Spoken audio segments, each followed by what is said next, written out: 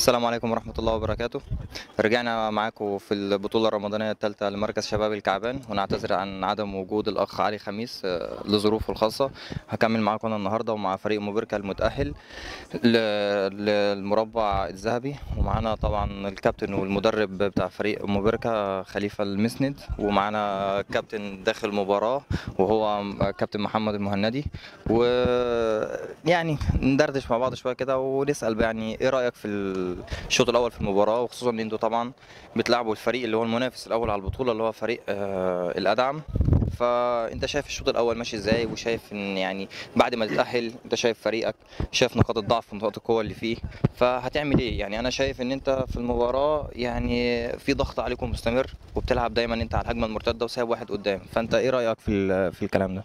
والله الشوط الثاني احنا بنغير، عندنا الشباب اكثرهم متمركزين ورا، الوسط عندك فاضي، فتضطر الحين بندخل لك اثنين في الشوط الثاني، نحاول شوي نعمل ميزانيه في الوسط، الكره ما توصل قدام، ننطر كره عكسيه ولا شيء، بس انه اكيد نحاول نزيد في الوسط ونمسك اللعب ان شاء الله. ان شاء الله. طيب ونرجع برضو للكابتن محمد ونقول له ايه رايك برضو في نفس السؤال لحضرتك؟ والله الحمد لله رب العالمين، شوط اول طيب من الفريق. الشباب ما قصروا الشوط الاول. صحيح انه في ضغوطات علينا من الجانب البدني ومن جانب حتى من جانب جو الرطوبه برضو ليها صحيح صحيح يعني. صحيح، الحمد لله على كل حال. الحمد لله. طيب نرجع تاني للكابتن خليفه ونساله ونقول طبعا انت كده كده متاهل وهتلاعب الاول من المجموعه الاولى، مظبوط؟ طيب الاول من المجموعه الاولى هيبقى فريق طبعا الزباره. انت شفت طبعا فريق الزباره، شفت قد ايه المجهود البدني اللي هو بيعمله، ازاي فاز على فريق اتش كام اللي كان متصدر المجموعه يعني.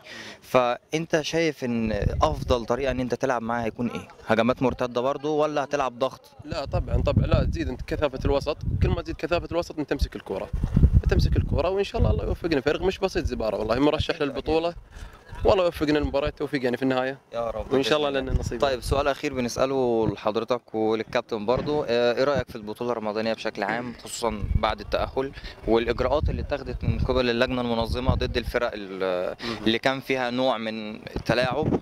فأنت إيه رأيك في الموضوع؟ والله بطولة صراحة لا تعلى عليها، واللجنة ما قصرت صراحة، يوم اشتكينا عن الفريق اللي خالف وسجل لعيبة أندية شطبوهم وأعطونا نقاط، ورائعة رائعة يعني البطولة صراحة ما عليها قصور.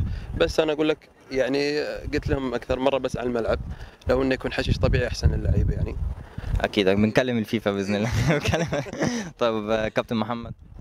بس لا يعني لا تاريخ، ما ازيد على كلام اخوي المدرب الكبير خليفه. أكيد طبعا مدرب مش هتقدر تقول حاجة.